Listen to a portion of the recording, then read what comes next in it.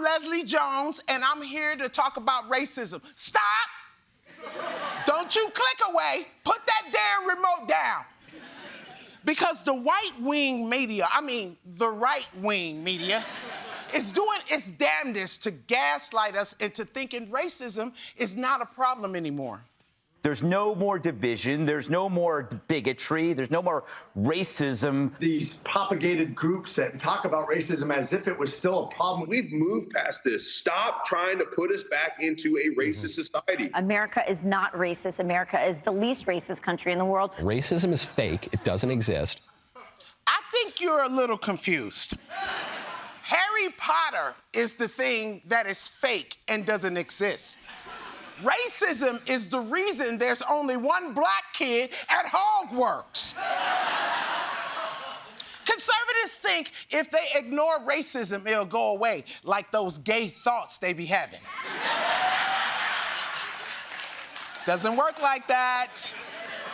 And these people who say racism doesn't exist, what's the other thing they always say? I don't see color. I don't see color, and that's what we're supposed to do. White people are the only people who do not see color. We don't see color. Whatever happened to a colorblind society? I don't see race, color. Okay, hold on. If you don't see color, how am I supposed to pick up foundation when I go to Sephora?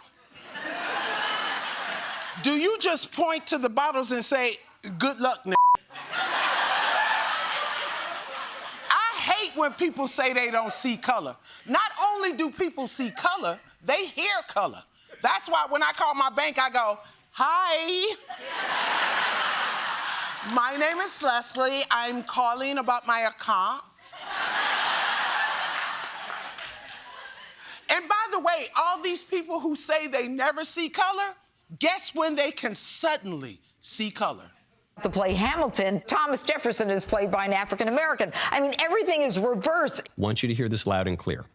Santa Claus is not black. Helen of Troy is not a black woman. And you pick the blackest black woman you ever saw. You can see colors again! It's a miracle! It's a miracle! Oh, happy day! But hey, maybe I'm too sensitive. Why listen to me, an actual black person, when you can listen to a white person who's friends with a black person? My oldest son went to middle school in Harlem. Many of our friends are black and brown. We have dear black friends. Some of my best friends are Afro-American. In fact, some of my best friends are black women. I have so many African-American friends. Do you have so many African-American friends? Why do I never see these black friends? Show me proof of life. White people will always tell you they have black friends, and then you meet the one black friend, and it's Jack Harlow. Ew. Every white racist likes to brag about their black friends, and I mean everyone. Do you hate black people? No, I have friends that are black. But you're an imperial wizard of a Ku Klux Klan group. Well, he didn't say he was a good friend. Listen, I never thought I'd say this, but Ku Klux Klan, you did a shitty job of hiring your grand wizard.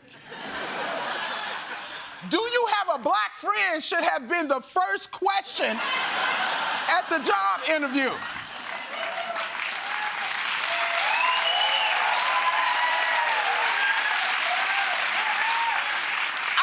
If you ask them, where do you see yourself in 5 years, and they say, probably on vacation with my best friend Jamal,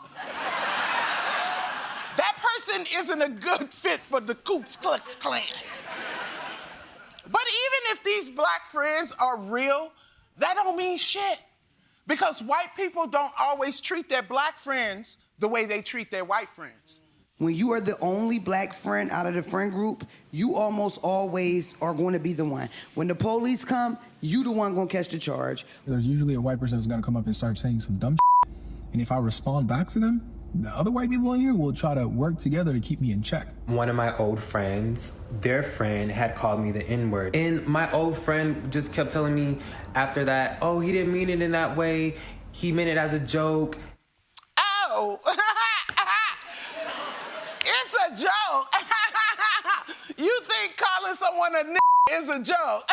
Then you're gonna love this next joke where I hit you with my car.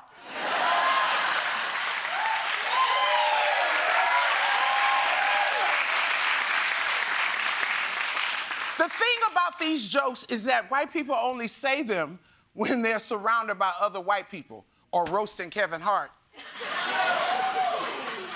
Being friends with black people means looking out for us, sticking up for us, understanding us. You have to put in the work. I put in the work for my white friends. Do you think I knew how to pronounce Chappelle wrong? No, but I learned and I practiced, and then I decided she's pronouncing it wrong. And look, white friends, please, I don't want you to get the wrong idea. I treasure our friendships. I love how happy you get when someone puts on Sweet Caroline.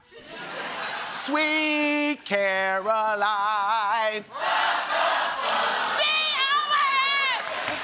your smile makes me smile.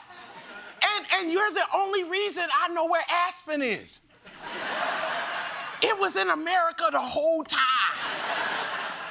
But it's not the same. Seeing another black person in the room is like when you find an M&M in the trail mix. Thank God you saved me from all those nuts and raisins. Like, if I go out and I see no black people, I'm on high alert. If I see 2 or 3 black people, I'm comfortable. If I see 4 or 5 black people, hey, now it's a party. But if I see 6 or 12, I'm leaving because that's entirely too many. If you know, you know. Listen. I'm a comic and I'm having fun. But the point that I'm trying to make is that there's power in community. And I can't think of any better power, better proof of that than the greatest day in American black history. Captured on video, a violent brawl in Alabama that appeared to involve a group of white boaters attacking a black dock worker. After the initial altercation, members of the crew and community jumping in to defend the riverboat's co-captain. As you can see from this new footage, a man even swinging a folding chair. When a black person's therapist tell them to close their eyes and imagine something that brings them joy, that's what's playing in their head. Ooh. White people, that's how you look out for your black friends.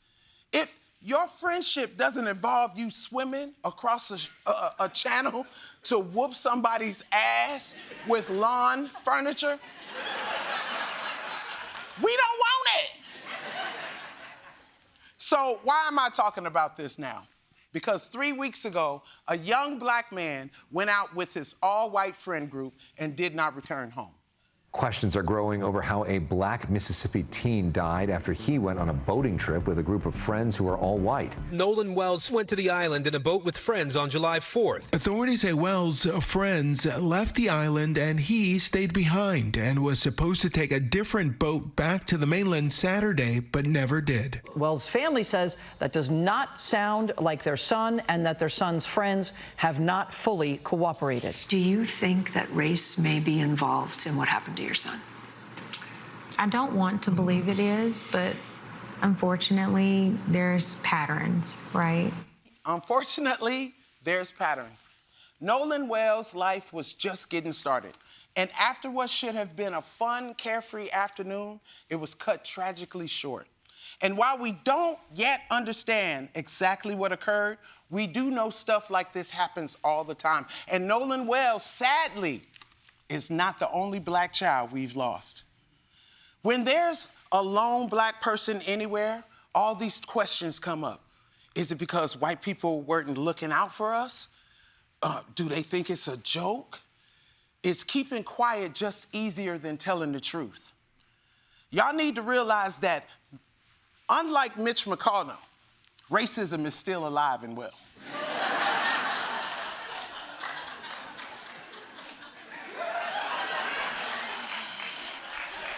And I know we can't solve every problem overnight, but what we can do today in memory of Nolan Wells and all of the black youth we've lost is stop indulging in your own ignorance.